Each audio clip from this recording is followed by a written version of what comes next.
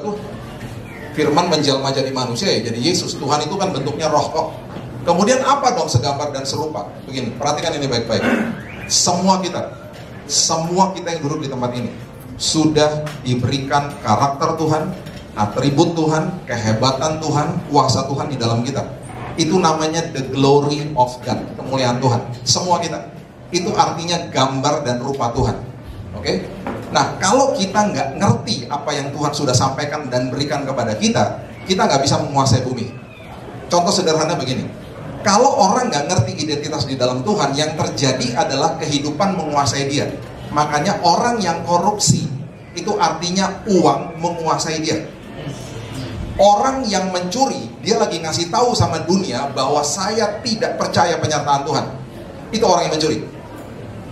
Orang yang pinjam-pinjam duit, itu adalah orang yang tidak percaya sama penyertaan Tuhan. Tapi saya udah terpojok, Pak. Betul, saya ngerti kok. Setiap kali Tuhan menciptakan sesuatu, Tuhan membentuk sumbernya.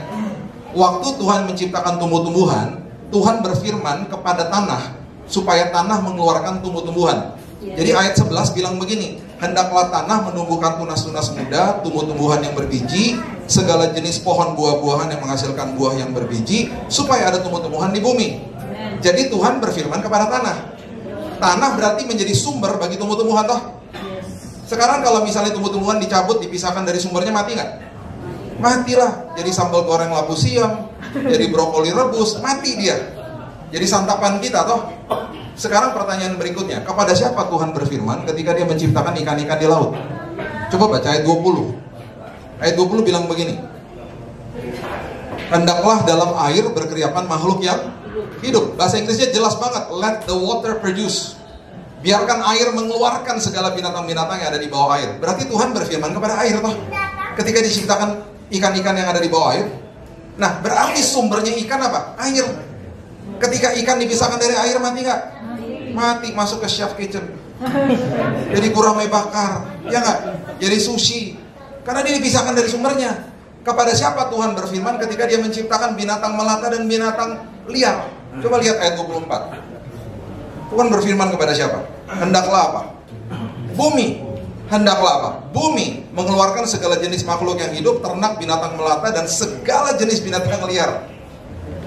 Itu sebabnya sumber daripada binatang-binatang ini adalah bumi.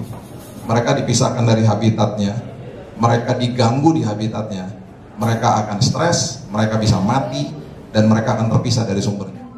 24, ayat 26 bilang begini, baiklah siapa?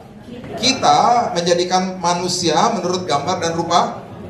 Tuhan gak pernah berfirman kepada tanah, Tuhan gak pernah berfirman kepada air, Tuhan gak berfirman kepada bumi. Ketika Tuhan menciptakan kita, Tuhan berfirman kepada dirinya sendiri, Bapak Ibu.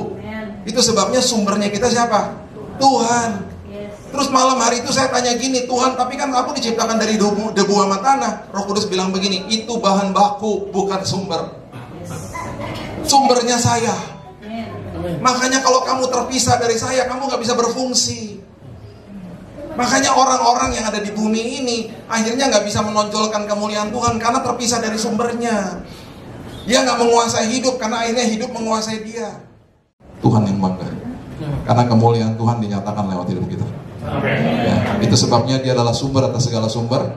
Dan saya percaya ketika kita menghidupi itu semuanya, kita menjadi orang-orang yang sangat merdeka. Ingat, dia berfirman kepada dirinya sendiri ketika dia menciptakan saudara dan saya. Dan yang terakhir ayat 29. Ayat 29 adalah janji profesi Tuhan atas hidup kita. Dan ayat 29 itu adalah ayat yang ada kaitannya dengan Matius 6 ayat 31. Jangan khawatir dan berkata, apakah yang akan kamu makan, minum, dan pakai. Jadi jangan sekedar khawatir, gak boleh juga berkata, gak boleh ngeluh berarti. Karena ini udah profesinya Tuhan sejak awal. Perhatikan ini. Lihatlah, aku memberikan kepadamu segala tumbuh-tumbuhan yang berbiji di seluruh bumi, dan segala pohon-pohonan yang buahnya berbiji, itu akan menjadi makananmu. Itu berarti hari esokmu sudah ditanggung sama Tuhan. Bapak Ibu ingat, di sini ada kata berbiji diucapkan sampai 2 kali. Berbiji artinya harus ditabur. Biji bukan untuk dinikmati. Berarti apapun yang dititipkan Tuhan dalam hidup kita, baik itu uang, baik itu talenta, baik itu waktu, harus ditabur dengan hikmat Tuhan pastinya. Dan ayat ini sedang kasih tahu sama kita bahwa hari esok kita ditanggung sama Tuhan. Ya, ini ditanggung sama Tuhan.